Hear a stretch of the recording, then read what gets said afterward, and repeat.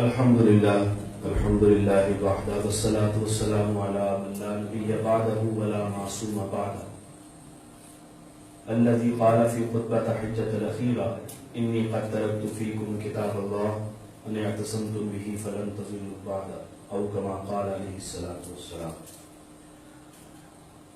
بے معجزہ دنیا میں ابھرتی نہیں قومیں،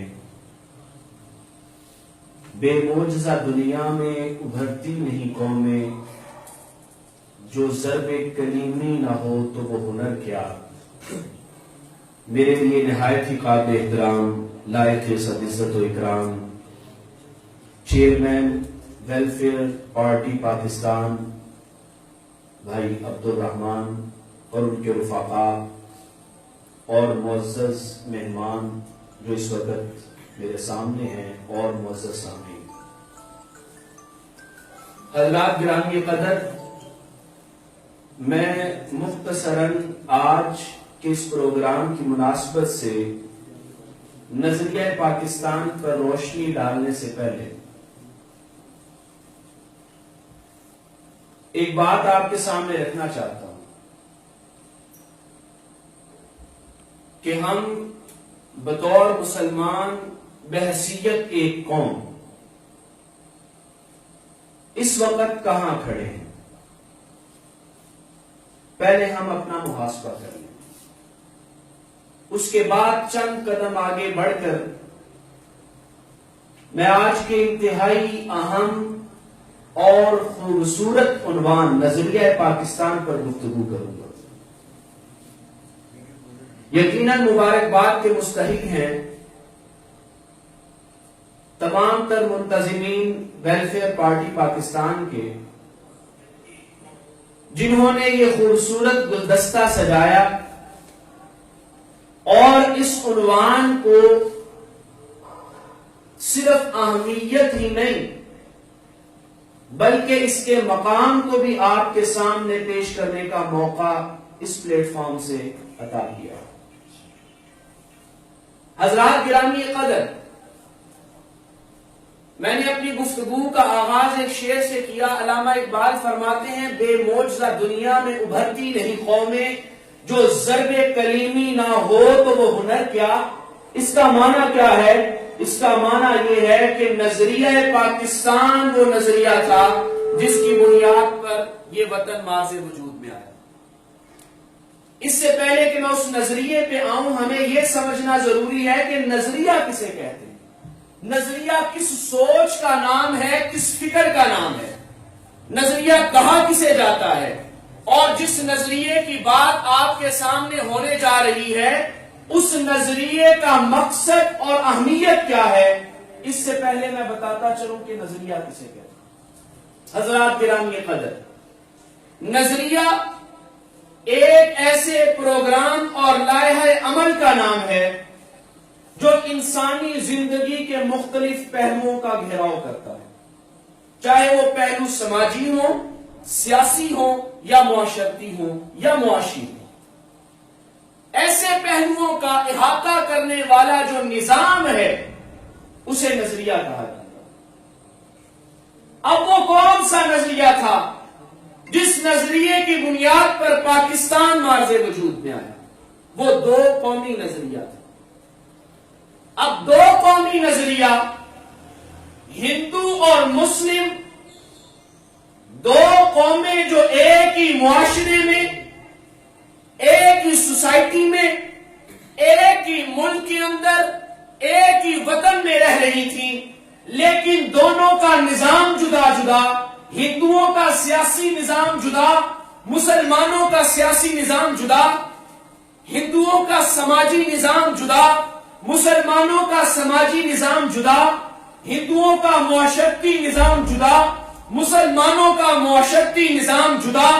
ہندوؤں کا سماجی نظام جدا، مسلمانوں کا سماجی نظام جدا.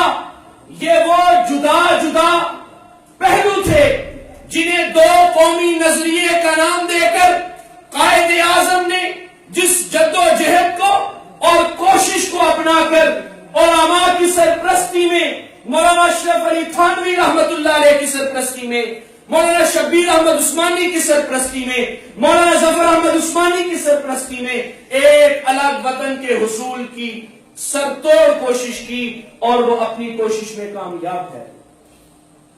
حضرات گرامی قدر، دو باتیں یہاں پر انتہائی اہمیت کی حامل ہیں۔ ایک یہ کہ علامہ اقبال جنہوں نے سوچ اور فکر کو قوم کے اندر بیدار کیا، قائد اعظم محمد علی جناح جنہوں نے اس سوچ اور فکر کو عملی جامہ پہنایا، اور علماء کرام کی سرپرستی جنہوں نے لا الہ الا اللہ محمد الرسول اللہ کی بنیاد کو اس وطن میں شامل کر کے عملی زندگی اپنانے کا ایک نیا جذبہ قوم کے اندر پیدا کیا، یہ دونوں ہمیں ایک فکر اور سوچ دیتے ہیں کہ ایک طرف اگر سوچ وکلاء کی ہے اور دوسری طرف سرپرستی علماء کر رہے ہیں، اب ایسا وطن جو لا الہ الا اللہ محمد الرسول اللہ کی بنیاد پر بن کر اس قوم کے سامنے آیا اور پوری دنیا کے اندر ایک نیا ملک، ایک نئی سلطنت قائم ہوئی جس کی بنیاد لا الہ الا اللہ محمد الرسول اللہ ہے، اور وہ بنیاد رکھنے والے علماء اور وکلاء ہیں۔ یہ ہمیں سوچ دیتی ہے کہ اس کے اندر لبرلوں کا اور بے دینوں کا کوئی وجود نہیں ہے۔ بے دینوں کا اور لبرل لوگوں کا پاکستان کے اندر وجود ایک ناسور کی حیثیت رکھتا ہے۔ اس لیے نظریہ پاکستان کو اجاگر کرنا اسی طرح ضروری ہے جس طرح ہمارے لیے نماز ضروری ہے۔ نظریہ پاکستان کو قوم کے سامنے حقیقی روح کے ساتھ رکھنا اسی طرح ضروری ہے جس طرح سے ہمارے لیے تمام تر ارکان اسلام ضروری ہیں۔ کیوں؟ اس لیے کہ یہ قوم جو قربانیاں دے کر آئی ہے وہ بے دینی، فحاشی اور عریانی کے لیے نہیں بلکہ احیاء اسلام اور بقائے اسلام کے لیے دے کر آئی ہے۔ اور یہ الگ وطن حاصل ہی اسی لیے کیا گیا تھا کہ اس کے اندر ریاست مدینہ کی حقیقی تصویر کا جو لائحہ عمل ہے وہ قائم ہو سکے۔ آج ہمارے وزیر اعظم ریاست مدینہ کا نام تو لیتے ہیں، تبدیلی کا نام تو لیتے ہیں، لیکن مجھے یہاں پر ایک بات یاد آ گئی، ذرا آپ نے توجہ کرنا ہے۔ وہ ایک عورت تھی مولانا صاحب کے پاس گئی، کہتی مولوی صاحب میں نے سنا ہے کہ تکبر بہت بڑا گناہ ہے۔ مولوی صاحب نے کہا بالکل ہے۔ کہتی جب بھی میں شیشہ دیکھتی ہوں تو مجھے تکبر آتا ہے کہ میں کتنی حسین ہوں، تو مجھے بتائیں کہ میں کیسے بچوں۔ تو مولانا نے بڑی پیاری بات کہی، کہا وہ جو تم شیشے میں دیکھتی ہو وہ تکبر نہیں ہے، وہ غلط فہمی ہے، وہ غلط فہمی ہے۔ آج جس تبدیلی کا جھانسا دیا جا رہا ہے ہمیں، وہ تبدیلی نہیں، حقیقی معنوں میں غلط فہمی ہے۔ ریاست مدینہ کا تصور اور مفہوم بے ڈھنگا اور بے بنیاد نہیں ہے، بلکہ ریاست مدینہ کا مفہوم واضح، دو ٹوک اور قرآن و سنت پر مبنی ہے۔ ریاست مدینہ کا مفہوم تو یہ ہے کہ اگر ایک مسلمان تکلیف میں ہے تو دوسرا مسلمان سکون سے نہ بیٹھے۔ آج کشمیر کے اندر ظلم و ستم ڈھایا جا رہا ہے، ہمیں اپنی پڑی ہوئی ہے۔ برما اور چیچنیا کے مسلمان رل گئے، ذلیل و رسوا ہو گئے۔ آج ہمیں اپنے پیٹ کی اور اپنے ملک کی پڑی ہوئی ہے۔ یہ ریاست مدینہ کا تصور نہیں ہے۔ میں مبارکباد دینا چاہوں گا اپنے آخری الفاظ میں ایک مرتبہ پھر ویلفیئر پارٹی پاکستان، خاص طور پہ ان کے چیئرمین بھائی عبد الرحمان کو، جنہوں نے اس گہما گہمی کے عالم میں ایک نئے انداز سے نئی سیاسی پارٹی کا تعارف دیا ہے تاکہ حقیقی معنوں میں ہم نظریہ پاکستان اور اسلام کو سمجھ سکیں۔ میری دعا ہے کہ اللہ تعالیٰ اسی طرح ان کو دن دگنی رات چگنی ترقی نصیب فرمائے۔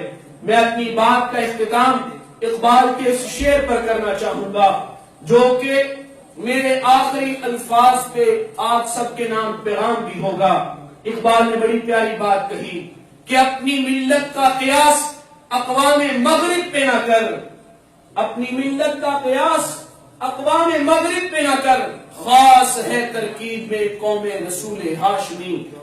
جو کچھ کہا سنا، اللہ عمل کی توفیق عطا فرمائے۔ وآخر دعوانا الحمدللہ۔